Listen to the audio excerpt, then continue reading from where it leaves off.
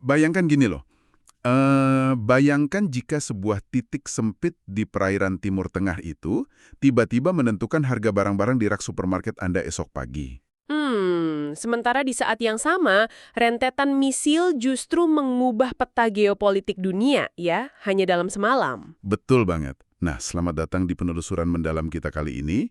Hari ini kita bakal membedah sebuah, bisa dibilang transkrip wawancara YouTube yang sangat intens ya. Iya, ini dari kanal Glenn Dixon bersama Syed Muhammad Marandi. Beliau ini seorang profesor di Universitas Teheran dan, nah ini yang penting, mantan penasehat tim negosiasi nuklir Iran. Benar. Jadi misi kita hari ini tuh mau mengurai klaim-klaim dari beliau terkait pecahnya gencatan senjata antara Israel dan Lebanon, terus ada serangan balasan Iran, dan bagaimana semua ini memicu krisis ekonomi global. Dan krisis legitimasi juga ya, itu poin yang sangat ditekankan dalam materi sumber kita. Tapi sebelum kita melangkah lebih jauh, saya harus memperjelas satu hal kepada Anda yang sedang mendengarkan. Sumber ini memuat pandangan politik yang sangat-sangat tajam, sangat bermuatan kuat. Sangat kuat, dan kita di sini. Iya, kita tidak memihak sama sekali. Kita tidak mendukung atau memvalidasi posisi politik manapun, mau itu kiri, kanan, barat, atau timur. Betul, murni hanya untuk melaporkan dan menganalisis ide-ide dari sumber aslinya secara objektif. Oke, mari kita urai ini sekarang. Memahami situasi ini tuh buat saya ibarat mencoba merakit puzzle, tapi bentuk kepingannya terus diubah oleh para pemainnya saat kita lagi sibuk merakitnya. Analogi yang sangat pas, karena memang situasinya sangat dinamis. Nah, kita mulai dari pemicu utama di lapangan ya. Ini yang memicu seluruh reaksi berantai. Ada kebingungan luar biasa tentang apa sebenarnya isi gencatan senjata itu. Iya, sumber kita menyebutkan bahwa rejim Israel melakukan pengoboman karpet atau karpet bombing di Lebanon. Dan ini menurut Marandi menargetkan warga sipil. Dan itu memicu kebingungan yang luar biasa kan? Maksud saya, Perdana Menteri Pakistan sampai mencuit bahwa Lebanon adalah bagian dari gencatan senjata. Betul, bahkan cuitan awalnya itu disebut-sebut sebagai hasil salin tempel dari draft Amerika. Hah, hasil copy paste. Tapi di sisi lain, Donald Trump malah mengklaim itu cuma pertempuran terpisah. Nah, sebagai balasan atas pengoboman ini, Iran meluncurkan rentetan rudalnya. Yang menarik di sini adalah bagaimana kebingungan definisi ini sama sekali bukan kebetulan. Oh, masa? Sengaja gitu? Menurut Marandi ya, ini menunjukkan kurangnya dokumen formal yang disepakati secara universal. Jadi, tanpa dokumen tertulis yang jelas, para pihak bisa menafsirkan kesepakatan sesuai kepentingan militer mereka sendiri. Tunggu. Saya harus mempertanyakan ini. Mengapa pengeboman intensif dimulai tepat pada hari pertama gencatan senjata?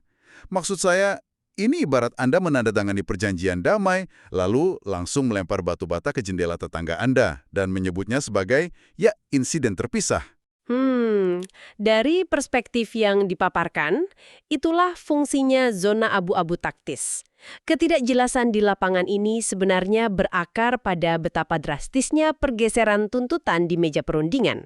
Oh, pergeseran tuntutan AS. Karena awalnya kan AS dan Trump itu menuntut penyerahan tanpa syarat dari Iran. Kapitulasi total, betul. Tapi kemudian itu berubah menjadi rencana 15 poin dari AS yang Langsung ditolak oleh Iran kan? tepat sekali. Dan akhirnya kerangka kerja yang justru disepakati oleh Trump untuk dinegosiasikan adalah rencana 10 poin buatan Iran. Wow, buatan Iran sendiri. Untuk menjual kompromi ini kepada publiknya sebagai sebuah kemenangan. Ya, jelas susah lah. Jadi, apa arti dari semua ini? Kalau Anda adalah AS, bagaimana ceritanya Anda beralih dari menuntut kapitulasi total menjadi tiba-tiba bersedia menegosiasikan rencana Iran yang mencakup pencabutan sanksi? Kita hubungkan ini dengan gambaran besarnya, semuanya bermuara pada masalah logistik dan tekanan internal AS. Logistik, maksudnya persenjataan. Lebih ke cuaca sebenarnya. AS kesulitan mempertahankan pasukan di Teluk Persia karena cuaca panas yang ekstrim dan badai pasir. Badai pasir, serius. Debu bisa mengubah strategi geopolitik. Oh, sangat bisa. Pasir itu merusak peralatan militer berteknologi tinggi mereka secara konstan. Ini mengingatkan Marandi pada biaya ratusan miliar dolar untuk perbaikan di perang-perang sebelumnya. AS tidak siap untuk itu lagi. Masuk akal sih. Tapi tuntutan Iran di meja perundingan itu kan tidak lepas dari kartu as terbesar yang mereka pegang saat ini. Dan ini nih yang berdampak langsung pada dompet Anda sebagai pendengar. Iya, kita masuk ke topik Selat Hormuz. Betul, Iran dikabarkan telah menutup Selat Hormuz, dan negosiasi saat ini katanya mencakup potensi Iran mengontrol selat tersebut secara resmi. Iya, mungkin berbagi pengelolaan dan memungut biaya transit bersama Oman. Kenapa Oman? Kok mereka bisa santai-santai saja di tengah kekacauan ini? Karena Oman dibiarkan tak tersentuh oleh Iran, mereka dianggap berperilaku lebih baik dan netral dibanding negara teluk lainnya. Nah, yang krusial di sini adalah sistem tarifnya nanti. Perlakuan berbeda untuk negara berbeda ya? Tepat, kapal-kapal dari negara sahabat seperti China, Rusia, dan Irak akan diperlakukan berbeda. Mereka aman. Sementara kapal AS, Inggris, atau Saudi akan sangat dipersulit. Berarti ini bukan sekedar pamer kekuatan militer dong, ini senjata ekonomi. Jelas, Marandi menjelaskan bahwa kontrol Iran atas Hormuz ini dapat menekan kelancaran pasokan minyak, LNG, dan pupuk global. Dan ujung-ujungnya memberi tekanan besar pada sistem petrodolar kan? Tatanan ekonomi yang selama ini dikuasai AS. Betul sekali. Negara-negara Global South seperti India dan Bangladesh memantau ini dengan saksama. Mereka melihat ketidakmampuan AS menembus blokade ini sebagai tanda nyata melemahnya Amerika Serikat. Tapi ada satu paradoks yang bikin saya bingung dari sumber ini. Marandi mengklaim kalau Iran tuh awalnya tidak berencana mengambil alih Selat Hormuz. Sampai akhirnya AS memaksa mereka ke arah sana lewat perang ini. Memang terdengar aneh, tapi dari kacamata mereka itu murni langkah reaktif yang mematikan. Gini loh, ini tuh ibarat mencoba mengunci lawan Anda di luar rumah, tetapi Anda tanpa sengaja malah memberikan mereka kunci ke berangkas bank Anda. Maksud saya, kenapa AS mengambil risiko sebesar itu? Salah perhitungan strategis yang luar biasa besar. Dan efek domino dari kontrol ekonomi ini secara langsung mengancam negara-negara tetangga yang ikut terseret dalam konflik. Negara-negara teluk ya? Ini yang paling rentan kan? Ya, sumber kita mencatat keterlibatan mereka. Misalnya ada laporan tentang jet tempur Mirage Uni Emirat Arab yang menyerang fasilitas petrokimia Iran di Pulau Lavan. Wah, berani sekali. Makanya Marandi memberi peringatan keras. Negara-negara teluk seperti UEA, Qatar, dan Kuwait ini posisinya sangat amat rentan. Karena geografi mereka. Betul. Mereka ini pada dasarnya adalah negara gurun yang sangat bergantung pada infrastruktur pesisir. Bayangkan fasilitas desalinasi air laut, pasokan listrik, dan AC. Disinilah semuanya menjadi sangat menarik. Ini ibarat Anda melempar batu ke rumah tetangga, padahal rumah Anda sendiri terbuat dari kaca tipis, dan Anda sepenuhnya bergantung pada tetangga tersebut agar AC Anda tetap menyala. Analogi kaca tipis itu sangat pas. Jika infrastruktur pesisir ini hancur dalam konflik dengan Iran, negara-negara teluk ini secara harfiah akan tidak dapat dihuni dalam waktu singkat. Karena mereka tidak punya cadangan air alami di pegunungan seperti negara lain ya? Benar, sangat berbeda dengan aliansi Iran. Maksud saya, Iran, Lebanon, atau bahkan faksi di Yaman. Mereka memiliki iklim pegunungan yang terjal atau wilayah hutan yang lebih tahan banting terhadap serangan infrastruktur. Jadi ketahanannya asimetris banget ya? Betul.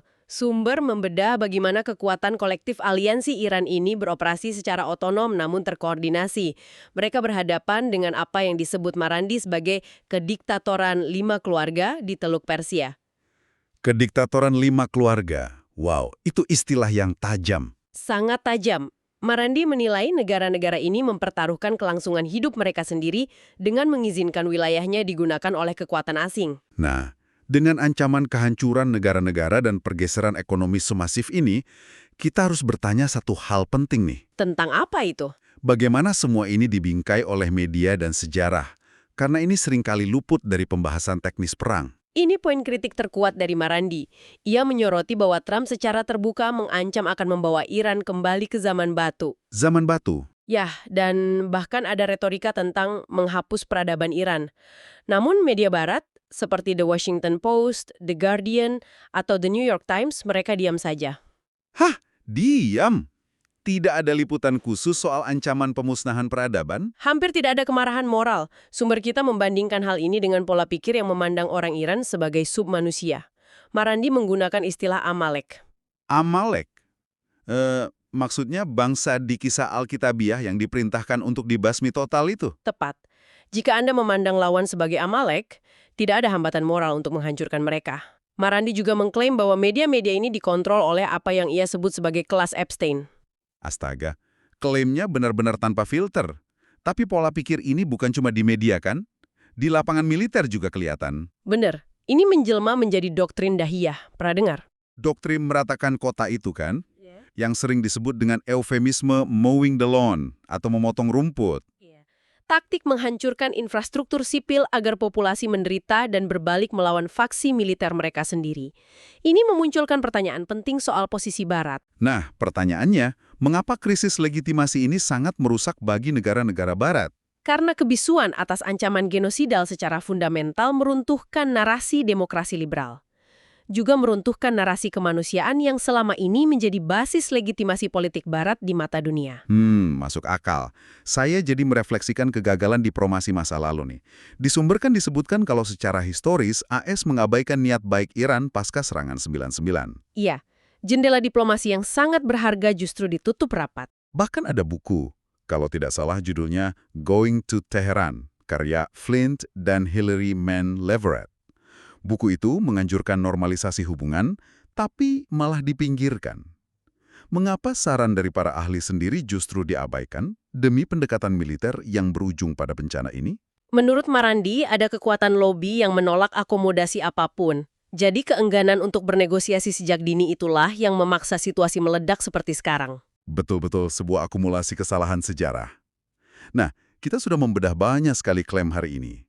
Mari kita buat ringkasan cepatnya. Silakan. Kita telah melihat bagaimana gencatan senjata yang dipenuhi kebingungan di Lebanon sebenarnya hanyalah puncak gunung es dari pergeseran yang jauh lebih besar. Dari negosiasi Amerika yang berbalik arah karena debu gurun, hingga perebutan kendali Selat Hormuz yang sangat krusial. Terus kerentanan infrastruktur negara-negara Teluk yang ibarat rumah kaca tipis, hingga narasi media barat yang dinilai tebang pilih dan diam terhadap retorika pemusnahan. Semua elemen ini saling terkait dan mengubah struktur kekuasaan global. Pertanyaannya sekarang, mengapa Anda yang mendengarkan ini, harus peduli dengan apa yang terjadi di perairan Timur Tengah hari ini? Karena dampaknya tidak akan berhenti di sana. Betul, karena ketika kontrol atas rute perdagangan energi dan pupuk dunia berpindah tangan, dampaknya akan langsung, dan saya tekankan, langsung terasa pada tagihan listrik Anda, harga pangan di pasar, dan stabilitas ekonomi global secara keseluruhan. Kita semua akan merasakan efek riaknya. Untuk menutup diskusi ini, mari kita renungkan satu hal di luar materi yang baru saja kita bahas. Sebuah pemikiran provokatif akhir untuk Anda. Sesuatu untuk dipikirkan lebih lanjut ya. Jika di masa depan, peperangan tidak lagi ditentukan oleh siapa yang memiliki pasukan atau misil terbanyak, melainkan oleh siapa yang bisa duduk manis di jalur arteri pasokan dunia dan sekedar menekan tombol jeda pada perdagangan global, apakah konsep mengenai negara adikuasa militer konvensional itu sudah menjadi usang? Sebuah pergeseran paradigma yang sangat mendasar. Sesuatu yang patut Anda pikirkan saat minum kopi besok pagi.